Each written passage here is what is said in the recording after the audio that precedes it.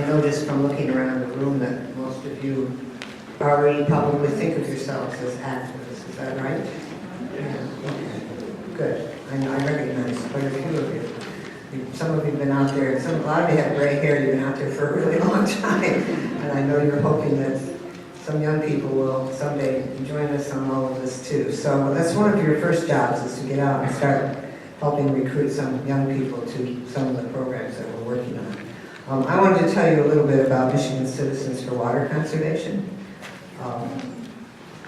And if you think you might want to join our organization, we're just a little grassroots group that formed, it's a nonprofit organization. It was founded in 2000 when it was discovered that the Nestle Corporation was under the label of Ice Mountain Water, had gotten a permit from the state to bottle water from a spring in Mecosta County. And it was very clear very early on that that wasn't doing the stream any good at all, or the lake that was nearby. And they were drawing down the water pretty fast. So MCWC sued in 2002, and 7 years later we obtained a partial victory over one of the largest corporations in the world.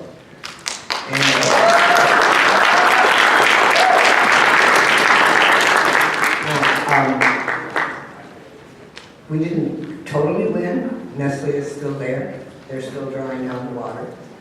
But they wanted to double production, and we made them cut it in half. And we made them put a stream monitor on, and we made them stop pumping during times of drought. So that's why I say it was a partial victory. They're still there. But it was through, the heroic efforts of this little grassroots group under the leadership of Terry Swear at the time. We take no corporate money, and we take no government money.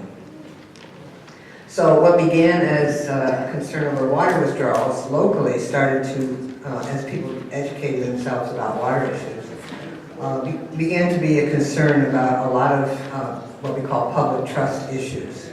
In other words, our responsibility to take care of our waters and to force our government to do the same. So we began to work on, in other ways, to watch out for privatization of water, which is really theft of something that should be part of the common structure of our lives. So we began to work on those kind of water rights issues.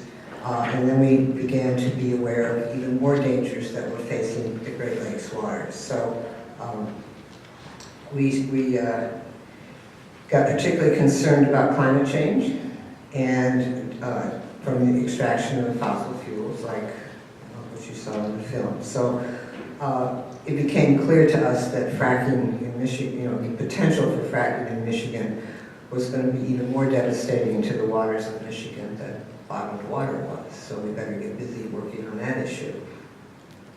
So we have endorsed the Committee to Ban Fracking, the ballot initiative that you'll hear more about from Luann in a minute. And for the last couple of years have been working to support that initiative and to help recruit volunteers and help try to raise money. Because it seems to be, to us, the only plan that's out there right now to get a ban on horizontal fracking and fracking waste in the state of Michigan. Nobody else has a plan. There's a lot of people who say they want it to be gone, and they don't want it to be here, but they don't have a plan. And we think that this committee has a plan, and that it's a viable plan. So we've chosen to endorse that activity. And I think we're going to make it this time, personally.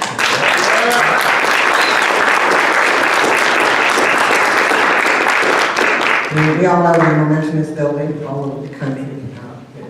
The news is in. This film helps us be aware of what's going on in other places, but we have ample evidence in our own state of what some of the dangers are. So, and then it becomes obvious after a while that all of these little pieces are connected to each other. Fracking is just one thing. Mountaintop removal is another. The tar sands extraction is another. And they're all connected to the extraction of extreme fossil fuels, the last bit of energy we can possibly drag out of the world. And the only benefit that I have ever seen from any of those is profits for the corporations that are doing it. They're the only people who benefit. We have not been able to locate a single health benefit from any of this, and not a single environmental benefit, not a single benefit to our children.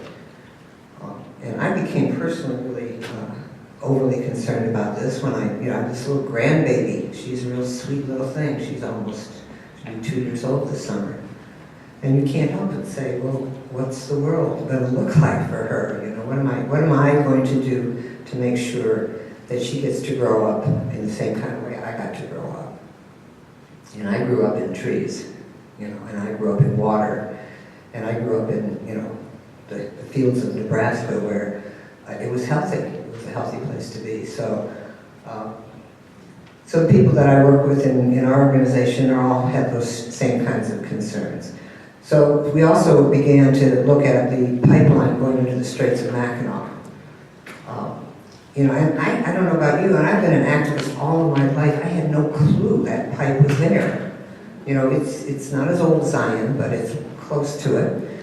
Who knew? Who knew there was an oil pipeline, 61 years old, traveling right under the Straits of Mackinac, one of the worst places to be as far as currents go and moving waters. And then we discovered that they put it in illegally, illegal in the sense that they did not follow the directions that they agreed to. They did not put anchors on those pipes every 75 feet like they were supposed to. And so, there we have it, and to hear people say, oh, they won't leak, don't worry about it, we haven't had any problem, in 61 years we haven't had any problem. Now can you imagine saying that to intelligent people? In 61 years we haven't had a problem.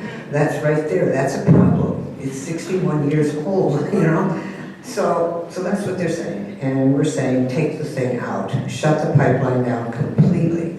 Enbridge wants to build a better pipe. They want to increase it because they want to be able to put tar sands oil through that pipe. Right now they claim that oil that's coming through is from the Bakken fields in North Dakota, but they want to be able to run the tar sands oil through as well. So we've joined a coalition of about 15 different organizations in Michigan called Oil and Water Don't Mix. And the main concern is it's a coalition of groups, and they're all over the spectrum in terms of a lot of issues. But on the issue of dealing with those pipes under the Great Lakes, we're all in agreement that something has to be done before we have a major catastrophe. So my organization simply says shut the line down, period. Don't replace it, don't fix it, don't regulate it, just shut it down, get rid of it.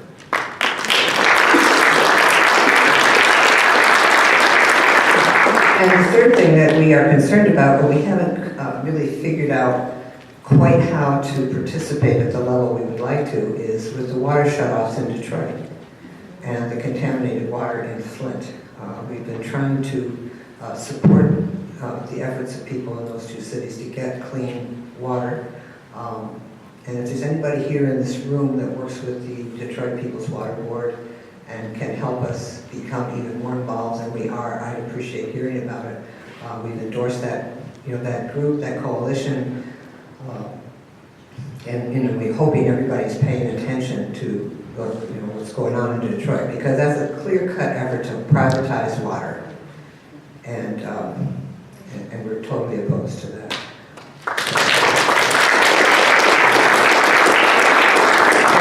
And it's the same thing in Flint. So I'm going to let Luann talk for a minute now, and we'll see you out there at the tables if you're interested in some of the work we're doing.